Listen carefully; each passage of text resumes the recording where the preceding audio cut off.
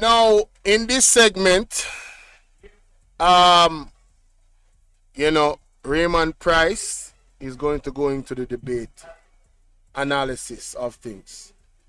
And we are here for it. We're absolutely here for it. Please remember to like the video, guys, share the video, all that good stuff. Follow me on all platforms, follow me on Instagram. Yeah. Let's hear what Raymond Price has to say. And I want to say a big shout out to Senator Donna Scott, Mrs. Senator Donna Scott Motley. Like I said, she was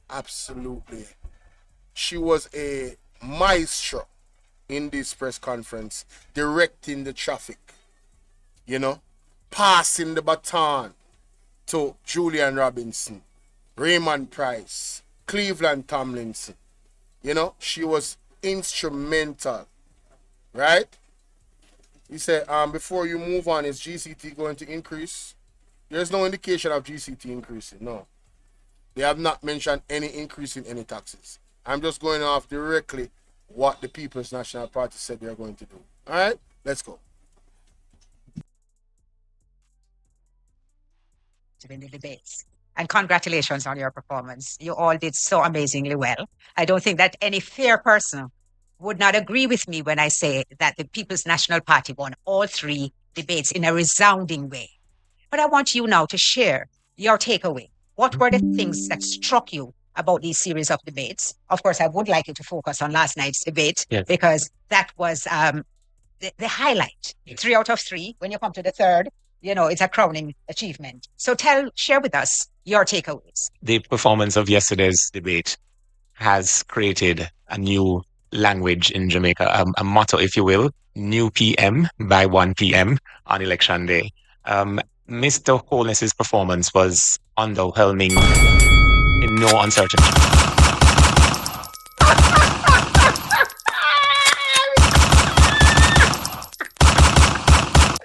That is funny, honey. That's funny. Oh my God, that is funny. This debate has created a new language in Jamaica, a motto, if you will, new PM by 1 p.m. on election day. Mr. Holness's performance was underwhelming in no uncertain terms, even for him. And I think the bar of expectation that he had of himself was even more pressuring because he would have seen the abysmal performances of his team members beginning last week, Saturday. And embarrassing. He needs some milk. In no uncertain terms, even for him. And I think the bar of expectation that he had of himself was even more pressuring because he would have seen the abysmal performances of his team members beginning last week, Saturday, and continuing on through to Tuesday. And perhaps he broke under the pressure of having been let down by his previous 6 speakers, in particular, the Minister of Labour and the Minister of Finance. The other thing about it is that Mark Golding came to the wicket batting, knowing that he was going against some really deep-seated lies told about him and attempts to rob him of his heritage. And we've all now been robbed of our heritage because when a prime minister can declare that not because you're born in Jamaica means you are Jamaican, it is really an attempt to dislocate all of us from our... Help. We key out of the ladder. We need your divine intervention. We're tired of the labor rights. We're tired of the green people. We are so far. We can't take it no more. We need this. We need this. We need it. Help. Help. Jesus Christ of Nazareth. Psalm 46. God is our refuge and strength. Is a liberator. Knowing that he was going against some really deep-seated lies told about him and attempts to rob him of his heritage. And we've all now been robbed of our heritage because when a prime minister can declare that not because you're born in Jamaica means you are Jamaican, it is really an attempt to dislocate all of us from our proud heritage and our connection to a nation family, which gives all of us our global identity. The confusion coming out of the Jamaica Labour Party about who is Jamaican and the very concept of being Jamaican didn't come as a surprise because for the first time in our history, we've had a situation where while students in Ukraine facing bombs were told that their government, through the Foreign Affairs Ministry, could not assist them. When you check the timeline, that would have been when the Minister of Foreign Affairs had first cast her eyes on the job of Secretary General for the Commonwealth. And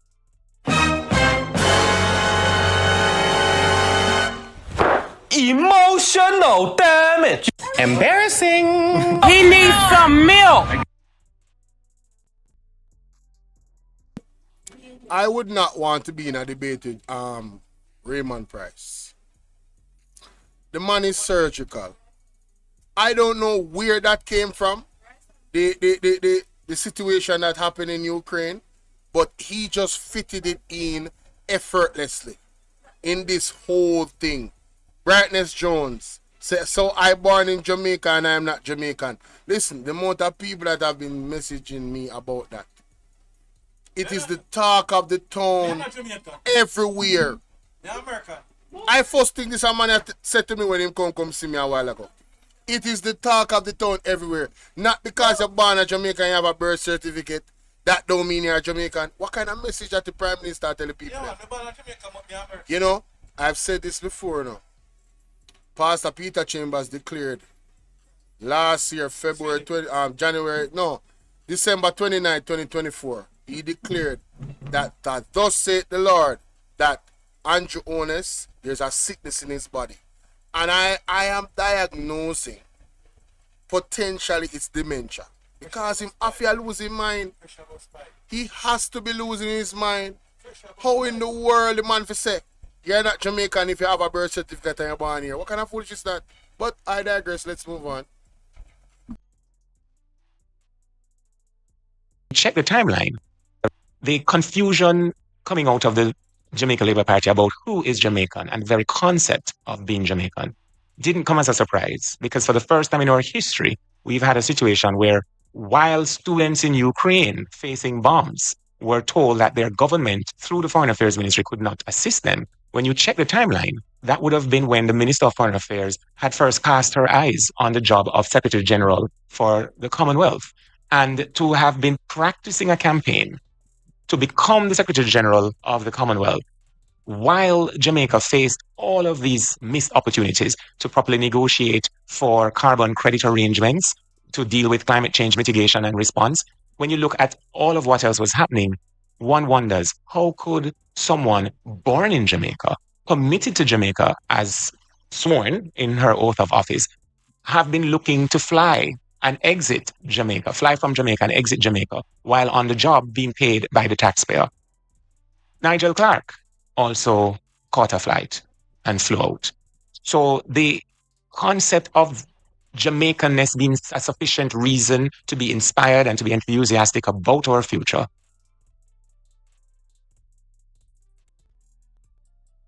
And Raymond, why you do it? All Nigel Clark you man bring up. No, me there for my life. Faced all for carbon campaign to become the Secretary General of the Commonwealth, while Jamaica faced all of these missed opportunities to properly negotiate for carbon credit arrangements, to deal with climate change mitigation and response. When you look at all of what else was happening, one wonders, how could someone born in Jamaica, committed to Jamaica as sworn in her oath of office, have been looking to fly and exit Jamaica, fly from Jamaica and exit Jamaica, while on the job being paid by the taxpayer? Nigel Clark also caught a flight and flew out. So the concept of Jamaicanness being a sufficient reason to be inspired and to be enthusiastic about our future was really left to Mark Golding, which I think he proved without a shadow of a doubt that not only is he born in Jamaica, he has a concept for Jamaica, and that concept is captured in the Mission Love manifesto. Now, I'll say quickly that one could consider the economy and the key performance indicators that Julian and Cleveland have been speaking about as a measure of the likelihood of citizens within a society being able to do well for themselves in the society of their birth. So the $3.5 million income tax threshold and the other points that have been covered by Julian and Cleveland is the first great step in allowing more Jamaicans to achieve their dreams in the land of their birth. The other great steps include unlocking significant wealth by giving Jamaicans a title to the land they have lived on in what, after the first term of the Mark Golding administration, we will describe as previously informal communities, because we're going to formalize those communities by first giving titles to land in places within my own constituency, such as Lake Spen and Lilliput and Gulf and Newland and scores of other communities across all 63 constituencies. Imagine that Jamaica led by Mark Golding when the term squatter is removed from our vernacular, because in reality, we are going to create an ownership society. We also want to speak about this terrible stain that tertiary students live with, the fear that they live with, that you're qualified based on aptitude and deliberateness in studying and diligence.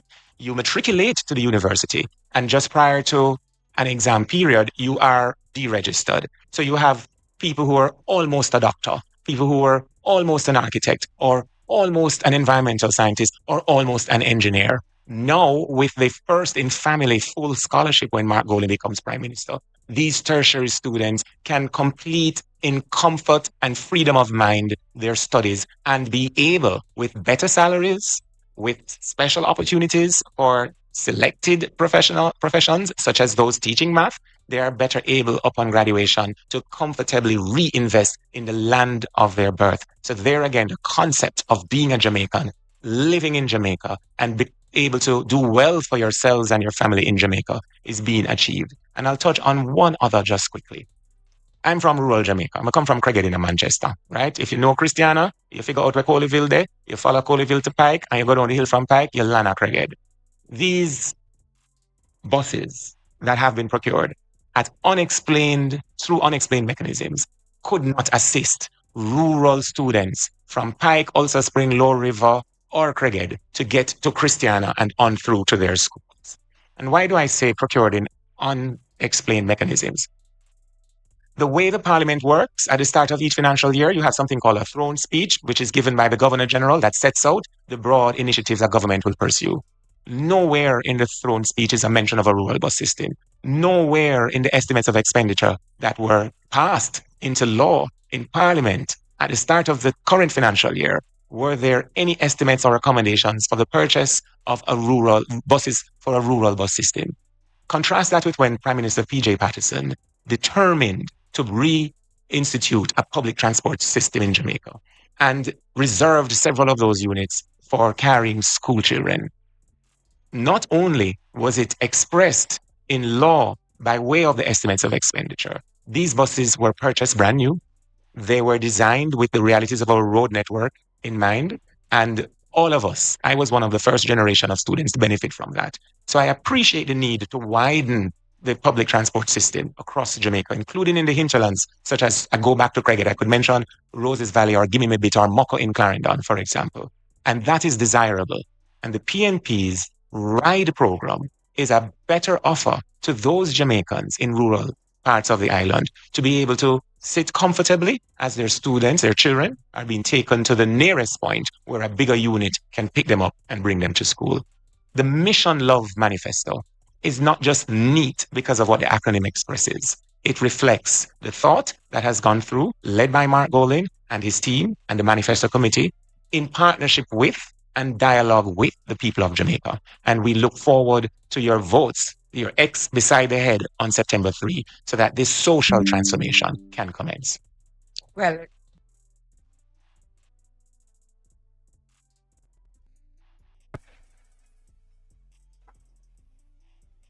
Brother,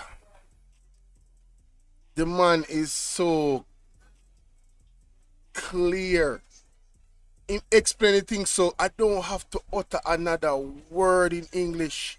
If you listen to what Raymond Price just said and you don't understand the difference between the JLP and the PNP, I don't know what to tell you. But let me just highlight one thing that he said.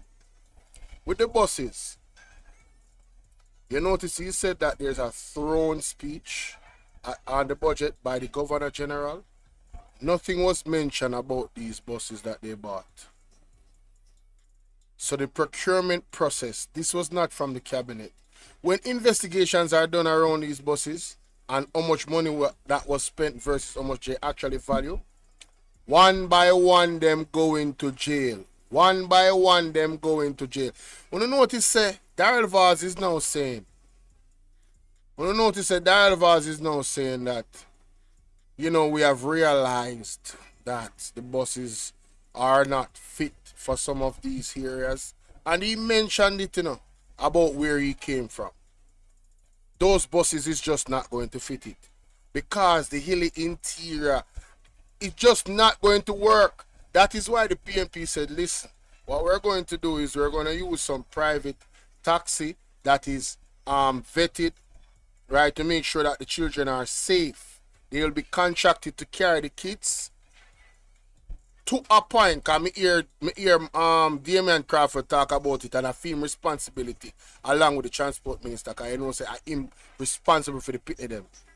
You understand? Going to school and being fed. So you have the ease and the ride program. Anyway, the man said the taxi them are gonna bring the youth them from in the deep rural areas and bring them to a point where the bus them now will carry them to school. So if you have a school bus or designated for St. Jago I, and so in the rural area the person live, them are gonna come meet the bus at this particular where that say zone where the taxi them are gonna carry them to every morning to make sure so them reach the bus on time for go to school. But you have to involve the taxi them some way because the bus them just cannot go to those areas. The road them bad, brother. The road them bad and the place them just stay so be a slope and thing. Certain place them just cannot go. Only the vehicle them, the car them, the small vehicle them can go there. So what the PMP has done is looked at the desire of the people of Jamaica, and it is clear that the people them want a bus system. But them not go buy no old bus. Because the man even mentioned a PJ they do. The JUTC and how much thousands of bus PJ carrying for JUTC. And he make sure that some of those buses was designated for children. So, and they had a rural bus system some years ago, which the JLP, them cut off it. So them want to sell to the people, them say, yo, the man them don't care and them bad mind and one bag of foolishness. No, the records show that they do care. The records show that they have done things before. The way how they are doing it, have to eat a food. And that's why one by one them are got jail when Marky G win. You understand? Because audits are going to be done. And people are going to be held accountable. So all I thief them and the people them where I support to thief them, just remember, hold on now, God prison. You remember good. Let's continue. Those issues, Raymond. As I said, our manifesto is wrapped in love at all times. Now, what struck me last night, personally, were not the huge things like that, which I knew our party leader had covered. Yeah. I mean, amazingly covered, because he showed his capacity, his competence, his confidence, and his preparedness for the job. I found it interesting when the Prime Minister spoke to the debt to GDP ratio, because I would have anticipated that if you're running the country, then you more than anybody else, this is a ball on which you have to keep your eye. And when I gasped, literally gasped in the audience, because I knew that there had been a reduction and that the release had come out and we were looking now at 62.4% at the time. But, you know, sometimes somebody does something that shows their personality in a way that, because they are unguarded. And so when the question was thrown to the Prime Minister, and then our leader started to respond, and he started the argument and interrupted. Embarrassing. We need some milk.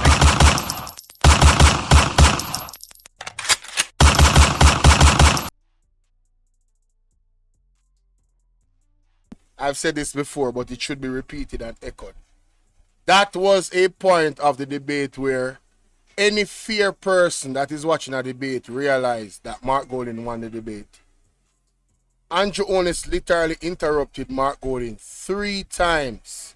He interrupted him, and it was at this point that she's talking about, because he did not get the update, you know, as the Prime Minister of the country, that the debt to GDP ratio was down to 62.4%. He said 65. But at the point before that debate, there was an update, and he didn't keep his eye on it. So how can you be managing the country and don't know those finer details going into a debate or even watching it when you know it was going to be a topic of discussion? He was ill prepared, ladies and gentlemen. And we wonder why the hospitals are the way they are. We wonder why the roads are the way they are. We wonder why the students are not learning at the rate they should. We have bad management in power. We have bad leadership in power. We have leadership that needs to be changed. That was embarrassing. Mark Golding absolutely mopped him on the floor, saying, listen, I don't know if you are aware, but we're at 62.4%. It was just released. And Mark Golding was talking and then he interrupted him. And Mark Golding said, listen, you're not allowed to do that. And Mark Golding proceeded to speak. And you could hear him over the mic, Mark Golding's mic, in the background. 2 times after that, interrupting him. At that point, you have lost the debate. You have disqualified yourself. You're not disciplined enough to wait on the other person to say what they're saying so then you can debunk them. This is a national platform. The world is watching and you exude this type of ignorance and lack of discipline as a leader of Jamaica. You embarrass yourself and you embarrass the entire country. You're not fit to lead on so many different levels. And time come, let's continue. And so when the question was thrown to the Prime Minister, and then our leader started to respond, and he started the argument and interrupted, it reinforced for me that he does not understand the concept of the rule of law, that there are rules which govern all of your activities and rules by which you must comply. And so when the leader presented his birth certificate, he asked a most important question. The Prime Minister was asked, can you present me with your certification?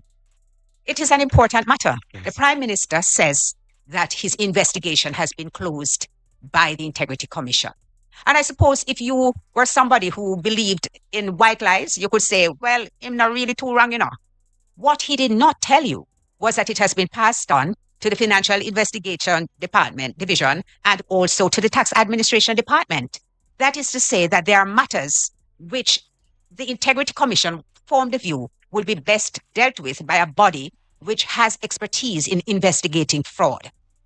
Of course, we know that after this reference was made, the job was advertised and the job was altered. The terms, the requirements were altered to suit an applicant. I need say no more on this, but I want to just point out to you, it is not the first time that something like this has happened. And the different way in which the persons reacted tells us about character.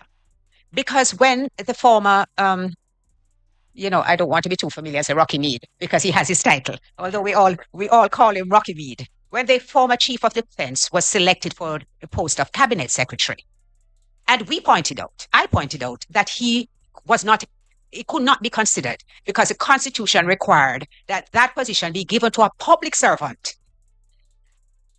The chief did not hesitate. He stepped aside because he knew that his integrity and his credibility mattered so much to him that he was not prepared to compromise it for a position. I simply contrast that with how the head of the FID has behaved. Under relentless public criticism, he has stood unmoved and unshaken. People who value certain things behave in a certain way. And I leave it there.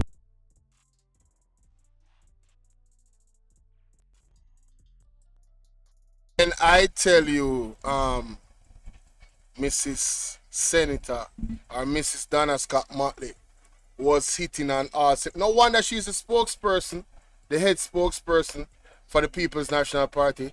She was clobbering them, man. Clobbering them, And it's mostly issues about integrity and just good ethics and morals and stuff like that. And some people don't value that, because them live a life of corruption, right? So anything goes. But if you know you stand for morals, justice, and rights, you know what to do on September 3rd, yes? All right, let's continue. We're going to move on from that.